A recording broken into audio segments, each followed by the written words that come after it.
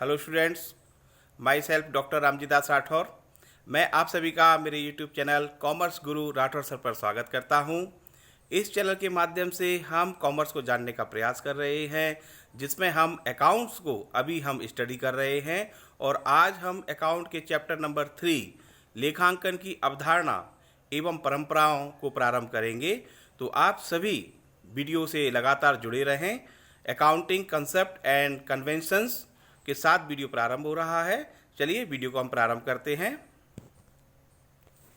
लेखांकन सिद्धांतों से आप क्या समझते हैं, इसका आशय एवं परिभाषा समझाइए। What do you mean by accounting principles, explain it's meaning and definition.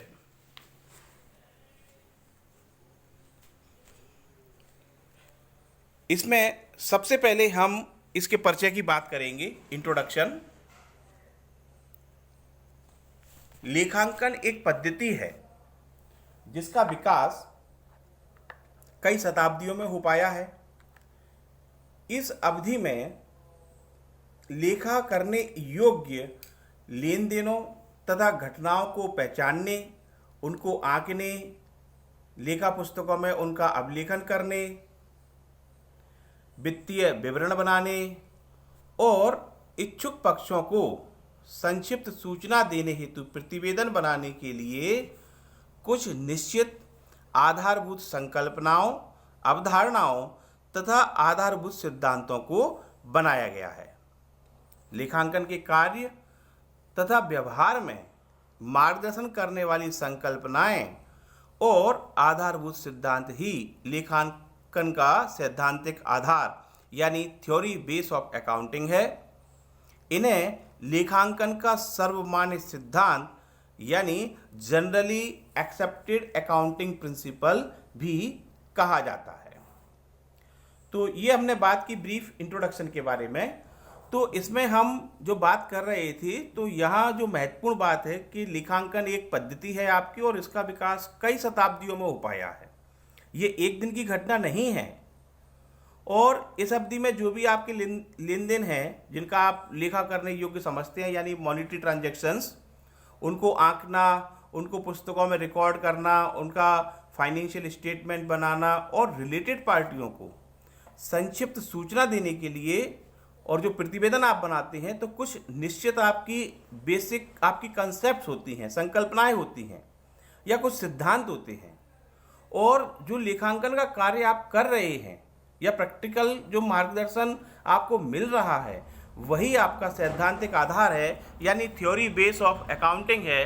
इन्हें लेखांकन का सर्वमान्य सिद्धांत यानी जनरली एक्सेप्टेड अकाउंटिंग प्रिंसिपल भी कहा जाता है।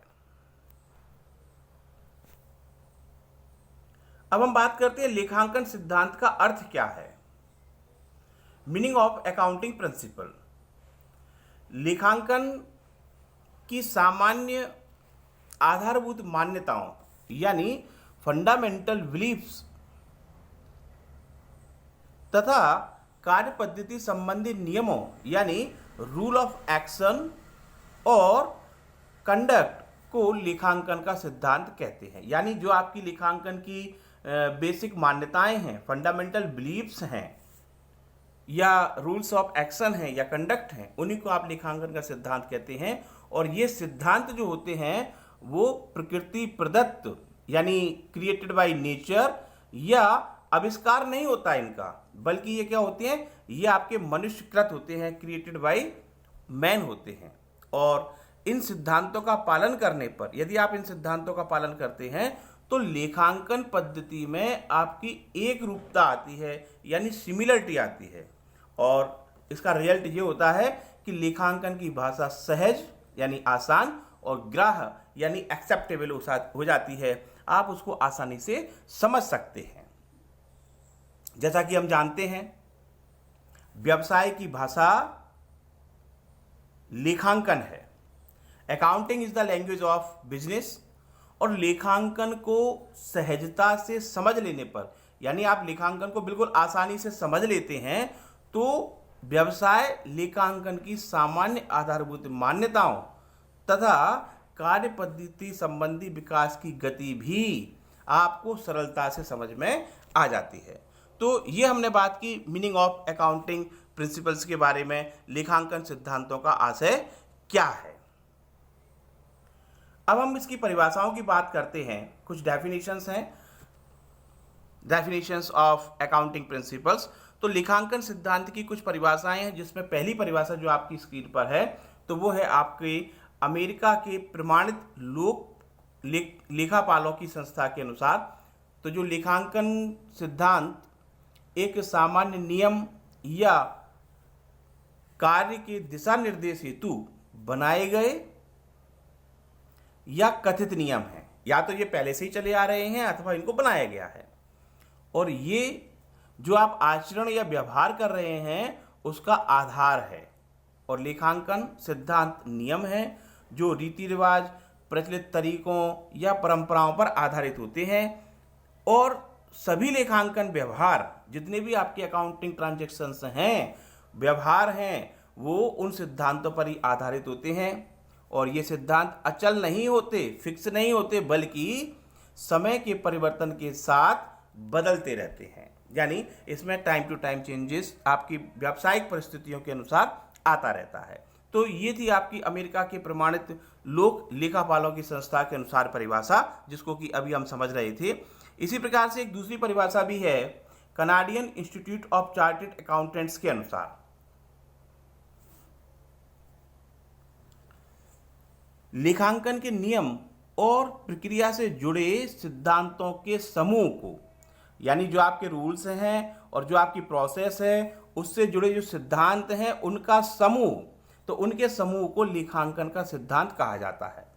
जो प्रचलित व्यवहारों की व्याख्या रूपी, यानी जो आपके रिलेटेड ट्रांजैक्शंस हैं, व्यवहार हैं, उनकी व्याख्या रूपी सेवा करता है, यानी उनको एक्सप्लेन करता है। और विकल्प रहने पर, यदि आपके पास चॉइस है, तो परंपरा या प्रक्रिया के चुनाव हेतु मार्गदर्शन करता है। तो या तो आप परंपरा का चुनाव कर सकते हैं या प्रक्रिया का चुनाव कर सकते हैं, तो उसके लिए भी ये आपको गाइडलाइन देता है। तो accounting principles are the body of doctrine associated with the theory and procedure of accounting, serving as an explanation of current practices and as a guide for the selection of conventions or procedures where alternative exist. Canadian Institute of Chartered Accountant 1957। तो ये दो परिभाषाएं अभी आपको बताई गई लेखांकन सिद्धांतों के बारे में। अब हम बात करते हैं एक आदर्श परिभाषा के बारे में। लेखांकन सिद्धांत की आदर्श परिभाषा क्या हो सकती है? तो व्यापारिक व्यवहारों का लेखा करते समय, जो भी आपके ट्रेड ट्रांजैक्शंस हैं उनका लेखा करते समय, और वित्तीय विवरणों को बनाने में सहयोगी सामान्य स्वीकृत प्रचलित अवधारणाओं, मान्यताओं और सैद्धांतिक नियमों के समूह को, यानी इसमें शामिल क्या है, आपकी अवधारणाएं शामिल हैं, मान्यताएं शामिल हैं और सैद्धांतिक नियम शामिल हैं। इन सबको मिलाकर के हम उसको क्या कहते हैं? लेखांकन का सिद्धांत कहते हैं, यानी प्रिंसिपल्स ऑफ अकाउंटिंग उसको कहा जाता है।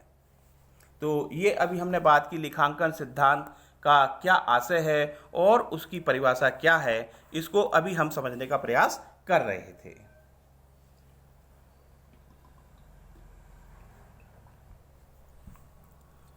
अब हम अगले क्वेश्चन की ओर बात करते हैं, और जो सेकंड क्वेश्चन है हमारा वह है लेखांकन सिद्धांत की प्रकृति, तत्व एवं विशेषताओं का वर्णन कीजिए। Explain the nature, elements and characteristics of accounting principles.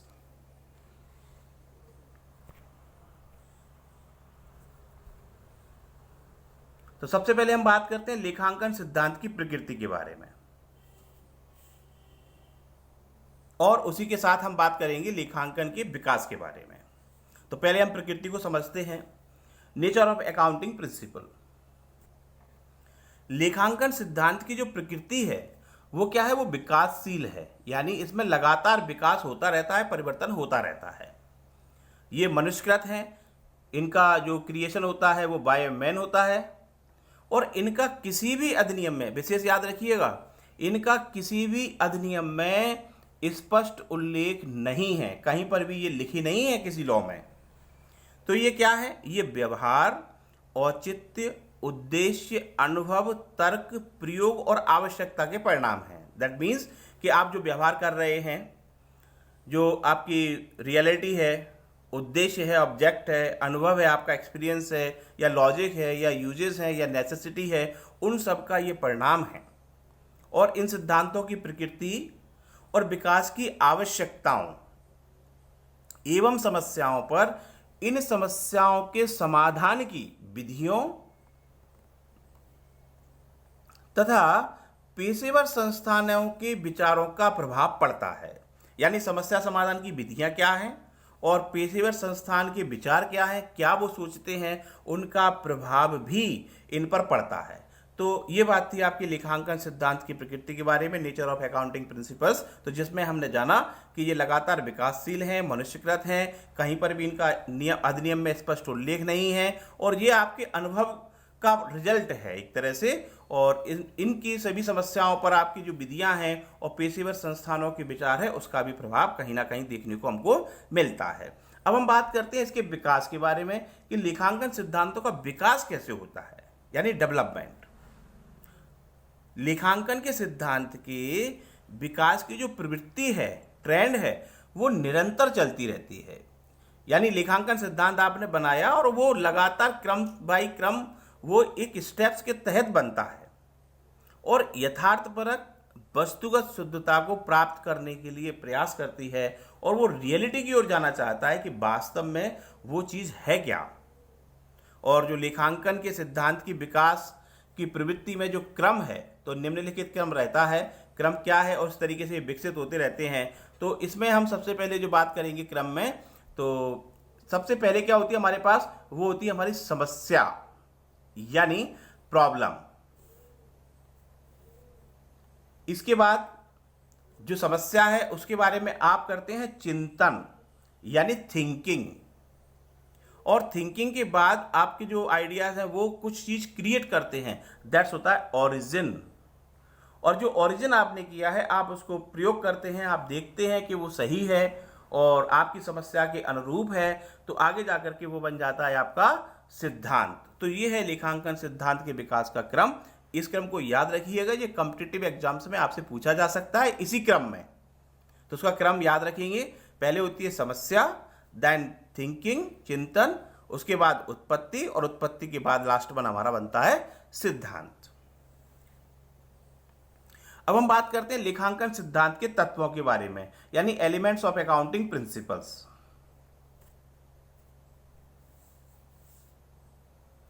तो लेखांकन सिद्धांत में सामान्यतः निम्नलिखित 3 तत्व रहते हैं, यानी 3 एलिमेंट्स हैं इसमें। पहला एलिमेंट है आपके पास, वो है आपका औचित्य यानी रिलीवेंस।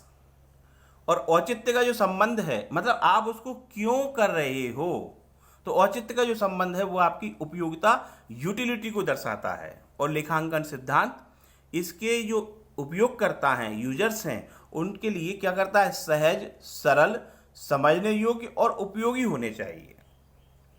यानी आपने कोई सिद्धांत बनाया और वो किसी को समझ में ही नहीं आ रहा है, उसका कोई यूज नहीं है, तो वो सिद्धांत बनाने का कोई महत्व नहीं है, उसमें रिलीवेंस का फैक्टर नहीं है। तो आपके लेखांकन सिद्धांतों में पहला तत्व जो होना चाहिए वो क्या है, आपका रिलीवेंस यानी औचित्य उसका होना चाहिए।